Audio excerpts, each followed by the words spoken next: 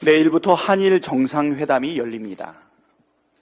일본 언론에 따르면 한일 정상회담 만찬 장소로 거론되는 음식점 중 한 곳이 1895년 창업한 노포라고 합니다. 정상 간의 만찬에는 메뉴 하나하나가 화제가 되기 때문에 장소부터 메뉴 선정까지 의미를 담아 세심하게 준비하는 것으로 알려져 있습니다. 그런데 공교롭게 1895년은 을미사변이 있던 해였습니다.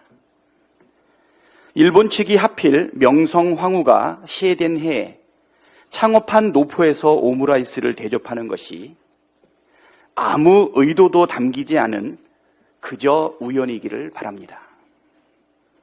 확실한 건 하나 있습니다. 강제징용 배상을 내주고 받은 만찬이니 무척 비싼 오므라이스라는 점입니다. 공짜 점심도 없고 공짜 만찬도 없습니다. 정상회담을 시작하기도 전부터 일본 측의 청구서가 마구 날아오고 있습니다. 35년 만에 자국 내 섬을 재집계한다면서 독도를 포함해 발표하더니 일본 외무상 하야시는 강제노동은 없었다며 강제징용 자체를 부정했습니다. 여기에 더해 일본 총리 기시다는 후쿠시마 원전 오염수 해양 방류가 국제 관행에 따른 것이라고 말했습니다. 기가 막히고 코가 막힐 일입니다. 간도 쓸개도 다 내어주었더니 왼쪽 뺨도 내놔라, 오른쪽 뺨도 내놔라 하고 있습니다. 가해자인 일본 정부는 좋도록 뻔뻔하게 나오는데 왜 피해자인 우리 정부가 알아서 굽실대는지 도무지 납득할 수가 없습니다. 사인 간의 관계라면 이런 호구도, 이런 호갱도 없습니다.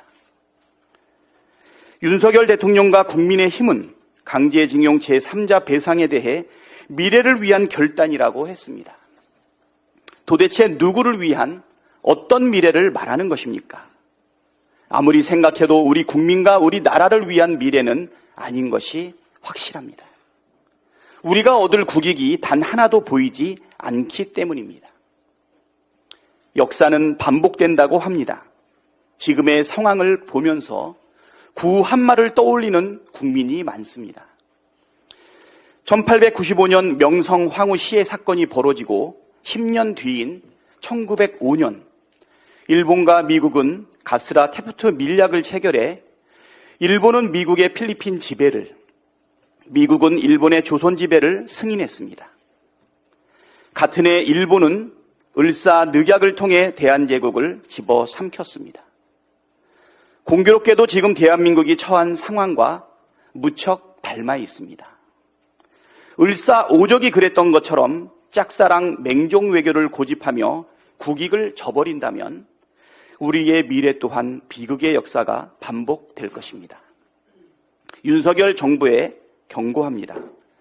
패망의 지름길인 일방적 맹종 외교를 폐기하고 국익 중심의 실용 외교의 길로 나서십시오. 그런데 말입니다. 사건 번호 133호 김건희 조사는 안 합니까?